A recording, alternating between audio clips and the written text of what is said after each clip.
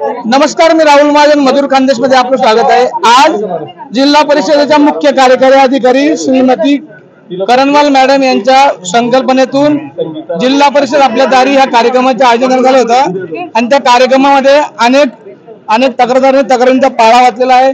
या कार्यक्रमाला विद्यमान आमदार किशोर पाटील देखील उपस्थित होते। काय सांगा, अनेक तक्रारींचा पाळा या ठिकाणी मांडला गेला? नाही, हे विषय कसं होतं, अनेक तक्रारी येतात, जिल्हा मोठा आहे, तालुका स्तरावर काही छोटे छोटे विषय असतात जे आपण ऐकलो तर पटकन सुटतात, म्हणून या निमित्ताने मी आणि आमदार महोदय आज आले, सगळ्यांचं ऐकून घेतलं आणि जेवढे तक्रारी आले तेवढ्यांचं निराकरण केलं, जेवढे राहिले आहेत त्यांचीही नोंद घेतली गेली आणि त्याचा अनुपालन अहवाल आमच्याकडे येईल। आपण आरोग्याच्या बाबत आप्पासाहेबांनी शेवटी प्रश्न केला होता की अनेक ग्रामीण भागामध्ये पीएचसी सेंटर आहेत, त्याच्यावरती डॉक्टर उपलब्ध राहत नाही, नागरिकांना सेवा मिळते, त्याबाबत आपण काय सूचना नाही, आता याचं मी पत्रही काढलेली आहे, त्याची कंप्लायन्स मी करते हळूहळू की केंद्र शासनाची एक ऍप आहे, आधार बेस्ड जिओ फेन्सिंग असते, त्याच्यात सगळ्या डॉक्टरांना मी ते कंपल्सरी केलेली आहे, तर त्याचा परत आपण आढावा घेऊ बाबा त्याच्यात किती डॉक्टर अटेंडन्स मार्क राहिले आणि त्यावर करते अजून कार्यवाही। आमदार साहेबांनी देखील या अनेक समस्यांचे निराकरण केलं। आपलं आप्पासाहेब साहेब काय सांगाल?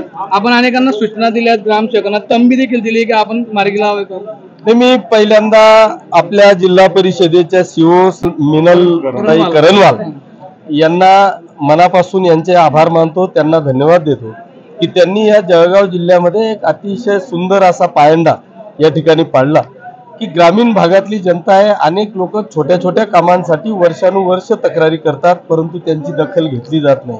पण एखादा अधिकारी जर का कार्यक्षम असेल, ते कार्यक्षम अधिकारी जर का त्या तालुक्यावर आले तर त्यावेळेस अनेकांच्या वर्षानुवर्ष पेंडिंग असलेल्या तक्रारी ह्या जागेवर सुटतात, याचं प्रत्यय आपल्याला या ठिकाणी पाहायला मिळालं।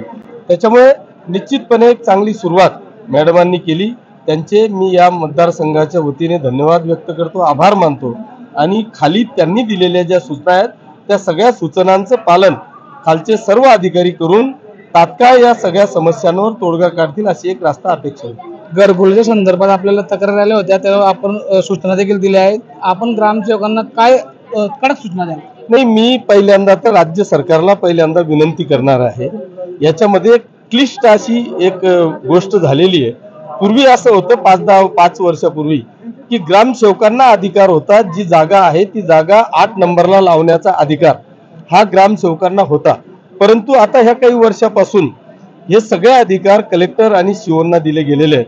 म्हणजे गावठाणची जागा असेल तर ती सीओंनी द्यावी, ग्रामपंचायतला अलॉट करावी, जर ती गायरान जागा असेल तर मग ती कलेक्टरांनी अलॉट करावी आणि त्याच्यामुळे कुठेतरी ग्रामसेवकांना बंधनं आलेले आहेत।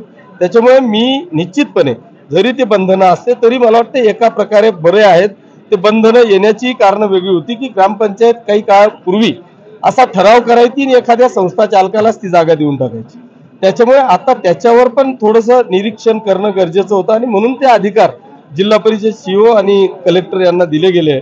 पण मी सुदैवाने, आपला जिल्हा हा एक भाग्यवान आहे की सुदैवाने आपल्याकडे जिल्हा परिषदेचे सीओ आणि कलेक्टर हे दोघेही अधिकारी इतके चांगले आलेले आहेत की त्यांच्याकडे मला वाटतं आलेली फाईल दुसऱ्या दिवसापर्यंत थांबत नाही, तिचा तात्काळ निपटारा होतो, हे आपलं सगळ्यांचं भाग्य आहे।